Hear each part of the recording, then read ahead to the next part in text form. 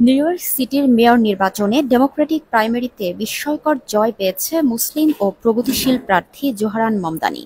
সাবেক governor Andrew কুমোকে পরাজিত করে মেয়র মনোনয়ন পাওয়া এই তরুণ প্রার্থী শহর জুড়ে ভাড়া স্থগিত, করের অর্থে শিশু যত্ন এবং দ্রুত ও নিখরচাা গণপরিবহনের মতো সাহসী এজেন্ডা নিয়ে জনগণের মন জয় করেন। কিন্তু এই জয়ের পর থেকেই শুরু হয়েছে ধর্মীয় বিদ্বেষ ও রাজনৈতিক অপপ্রচারের নতুন ঢেউ।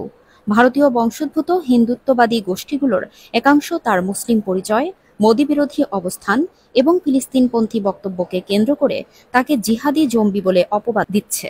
কুইন্সে এক অনুষ্ঠানে ভারতের উগ্র হিন্দুত্ববাদী বক্তা কাজলা সিঙ্গালা প্রকাশ্যে বলেন, মামদানি মেয়র হলে নিউ ইয়র্ক পাকিস্তান হয়ে যাবে। তার এই বক্তব্যে করতালিতে ফেটে পড়ে হল ভর্তি দর্শক। সিঙ্গালা এমন একজন যিনি আগে মুসলিমদের ধর্ষক ও সন্ত্রাসী বলে আখ্যা দিয়েছেন। মামদানির বিরুদ্ধে এসব আক্রমণ ছড়ানো হচ্ছে নিউ ইয়র্কের গুজরাটি ও ব্রাহ্মণ সংগঠনের মাধ্যমে, কারণ তিনি ২০০২ সালের গুজরাট দাঙ্গাকে মুসলিমদের গণহত্যা বলে অভিহিত করেছিলেন এবং মোদিকে যুদ্ধাপরাধী বলেছেন।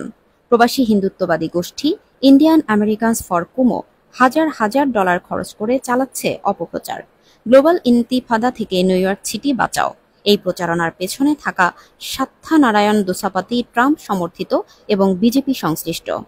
এমনকি ডোনাল্ড ট্রাম্প নিজেও মামদানিকে আক্রমণ করে বলেন ১০০% কমিউনিস্ট উন্মাদ, আমেরিকার জন্য বিপজ্জনক। পাশাপাশি ভারতীয় মিডিয়া ও বিজেপি নেতারাও তাকে পাকিস্তানের মুখপাত্র বলে প্রচার করছে। তবে মামদানির বিরুদ্ধে এসব বিদ্বেষমূলক প্রচারণা প্রত্যাখ্যান করেছেন বহু ভারতীয় এবং হিন্দু পেশাজীবীরা। Hindus for human rights, Rutgers ও কলম্বিয়া বিশ্ববিদ্যালয়ের শিক্ষকরা বলছেন, এটি হিন্দুত্ববাদী ও ফ্যাসিবাদী শক্তির সম্মিলিত আক্রমণ। ড্রামের নির্বাহী পরিচালক ফাহাদ আহমেদ জানিয়েছেন, মামদানিকে গায়ানিজ বাংলাদেশি হিন্দু, নেপালি, শিখ ও পাঞ্জাবি কমিউনিটিতে ব্যাপকভাবে সমর্থন করা হচ্ছে। তার ভাষায়, মামদানি মুসলিম ও ভারতীয়।